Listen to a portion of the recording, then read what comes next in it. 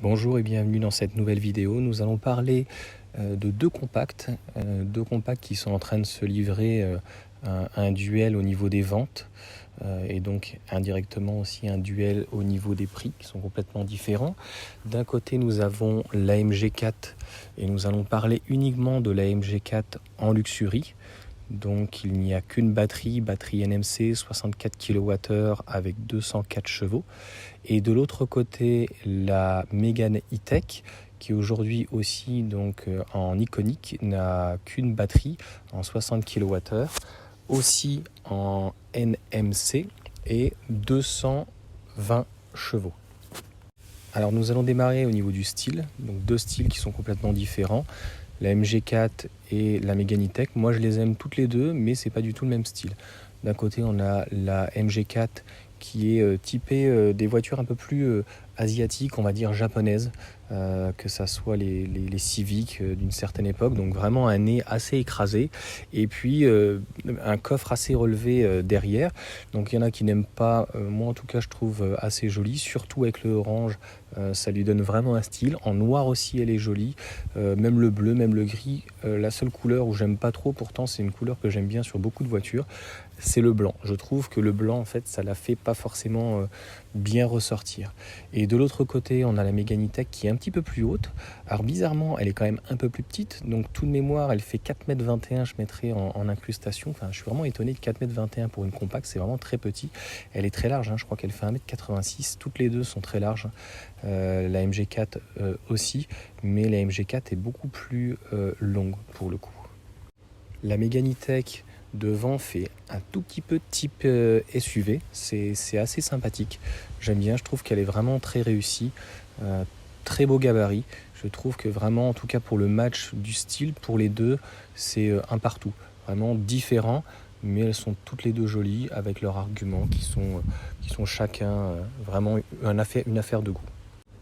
Allez, si je voulais être un tout petit peu tatillon, on va dire que je mettrais un tout petit demi-point à la limite, mais ne le mettra pas, à la Mégane E-Tech, ne serait-ce que pour les jantes sur l'iconique, mais même déjà la techno, c'est du 20 pouces, elles sont juste magnifiques, ça assoit, comme d'habitude, quand vous avez des grosses jantes, ça assoit encore plus le véhicule, il y a un rendu vraiment très joli.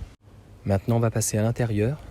Donc là, on a vraiment deux grosses différences. La MG4, qui est plutôt d'un côté, vraiment, ça ressemble à pratiquement une Tesla, c'est-à-dire qu'il y a deux écrans, il y a encore quelques boutons quand même, un peu plus quand même que Tesla, mais on sent qu'on est vraiment dans un véhicule moderne.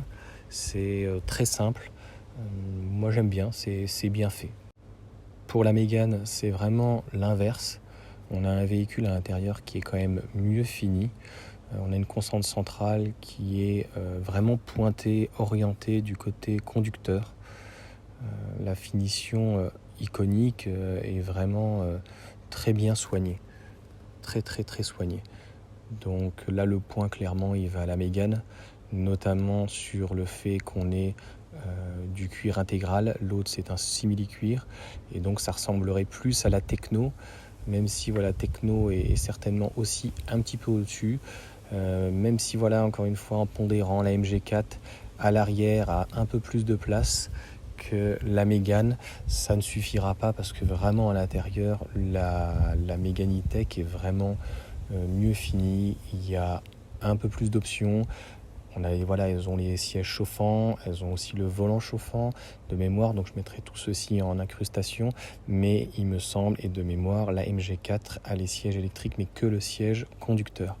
Là, on a les deux sièges qui sont électriques, massants, c'est vraiment au-dessus, donc un point pour l'intérieur de la Mégane E-Tech.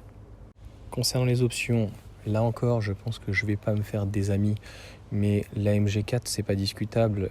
Il y a tout dans le véhicule. Donc, encore une fois, ça sera en incrustation, mais la seule chose qu'on peut choisir, c'est la couleur. Pour la Mégane E-Tech, c'est vrai qu'il faut faire attention qu'on ait la pompe à chaleur ou éventuellement qu'il y ait l'optimum charge. Le gros atout, c'est d'avoir 22 kWh en courant alternatif. Moi personnellement, je trouve pas que ça soit forcément un gros atout parce que les bornes qui sont type 2 avec 22 kWh, dans ces cas-là, elles sont partagées souvent. Ça veut dire que 22 kWh, s'il y a 2 voitures dessus, vous n'aurez que 11. Donc modèle Y par exemple qui a 11, même pour le coup si vous n'avez pas l'optimum charge c'est 7,3 et c'est ce qu'il y a aussi je crois dans la MG4. Clairement ça suffira largement. Pour la partie technique, c'est ce qu'on appelle du kiff-kiff bourricot. La seule grosse différence, c'est que la MG4 est une propulsion, donc c'est un petit peu plus joueur, on va dire. 7 secondes 9 de mémoire, elle est un petit peu plus lourde que la Comfort, donc en Luxury. Et de l'autre côté, la Megane E-Tech, c'est donc une traction un petit peu plus puissante, 7 secondes 4 puisqu'elle fait 220 chevaux.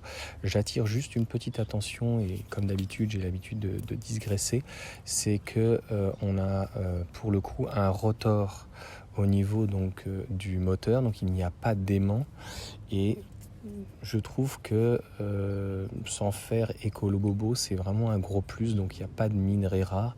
Donc on entend notamment sur les Tesla que Elon Musk vont faire ce type de moteur pour éviter les minerais rares. Je crois qu'il y a encore quelques grammes, 500 grammes ou je sais plus comme ça. Et là concrètement, donc sur la Megane E-Tech, c'est un moteur, on n'utilise pas d'aimant. Donc je trouve encore une fois que c'est un plus. Pour moi, ça serait un point pour les deux, mais un petit peu comme tout à l'heure, j'aurais tendance à mettre un demi-point, comme le style notamment avec les jantes qui sont magnifiques. Cette fois-ci, on a quand même donc des palettes au volant qui permet de gérer la régénération. On a un véhicule quand même qui est un petit peu plus statutaire. La MG4 pour le coup est une propulsion qui est moins bien gérée notamment que les Tesla et aurait tendance à partir. Quelqu'un qui n'a pas l'habitude d'avoir un véhicule très coupleux, notamment sur la standard, on est à 7 secondes 7, pardon. Ça veut dire que concrètement, quelqu'un qui sort d'un véhicule à 10-12 secondes, qui est entre guillemets un petit peu plus pâteau, c'est un véhicule qui peut être piégeux, quoi. Voilà, donc un point pour les deux, des sensations qui sont vraiment différentes.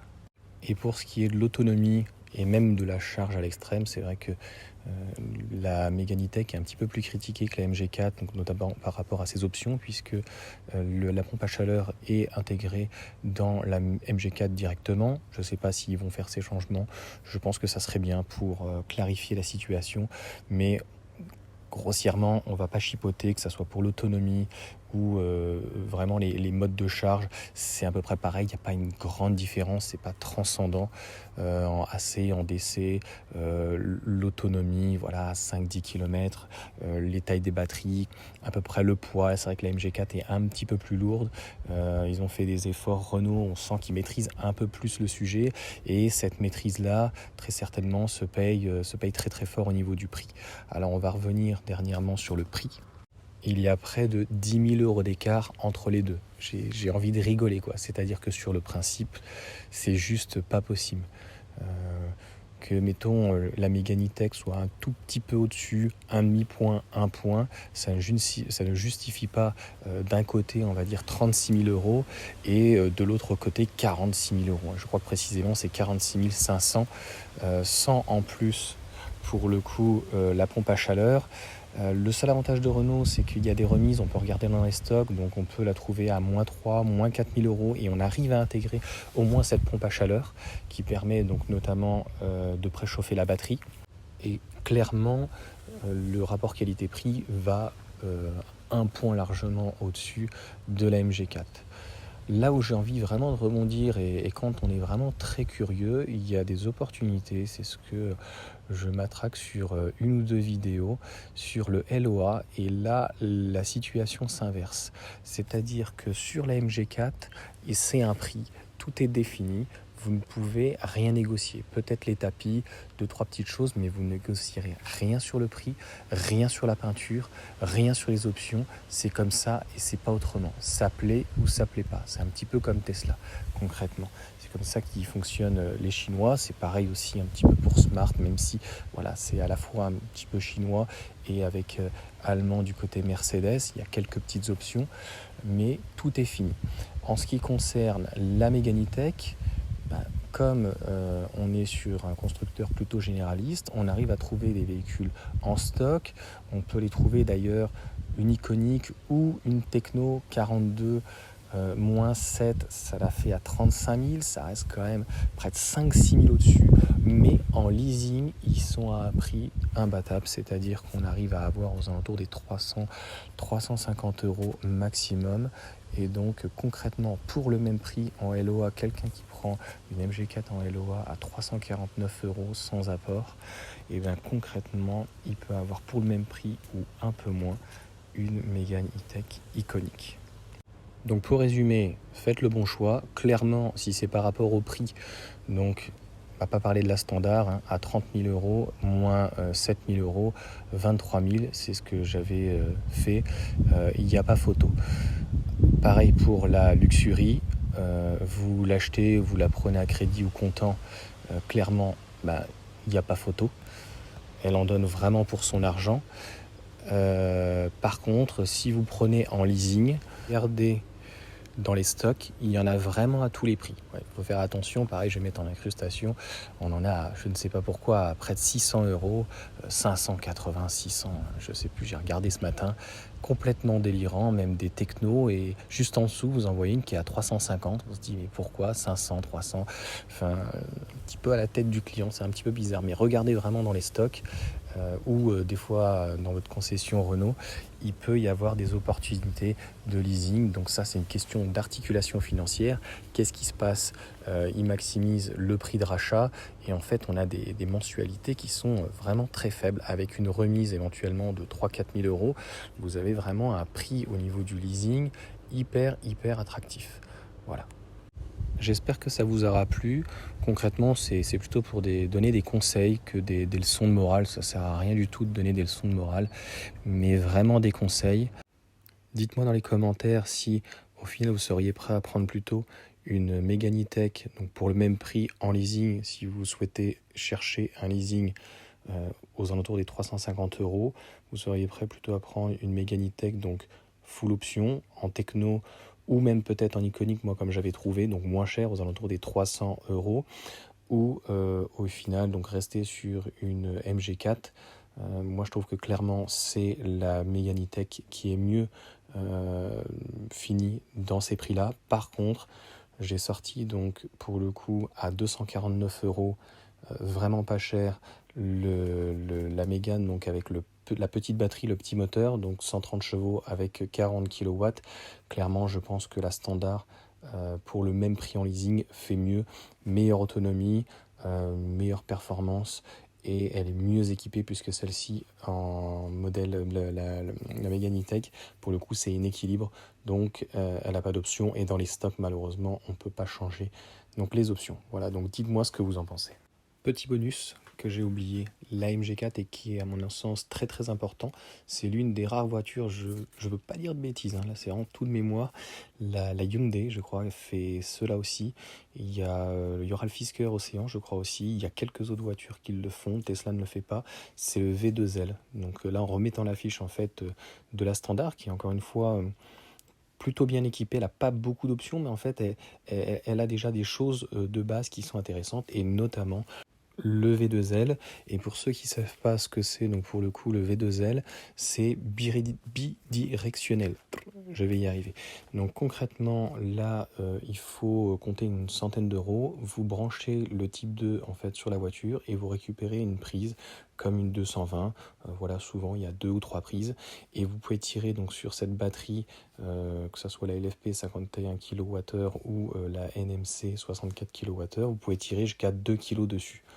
Donc autant dire pratiquement tout. Donc vous pouvez partir en fait avec votre voiture en week-end, pas très loin, et puis sortir le barbecue quoi, électrique et le mettre dessus, un micro-ondes, une cafetière, etc., etc. C'est vraiment, je trouve, un truc qui est vraiment très fun. Vous pouvez partir vraiment avec une caravane, partir le week-end, c'est voilà de mettre un petit chauffage éventuellement si vous partez en hiver. Donc vraiment, c'est le petit truc fun.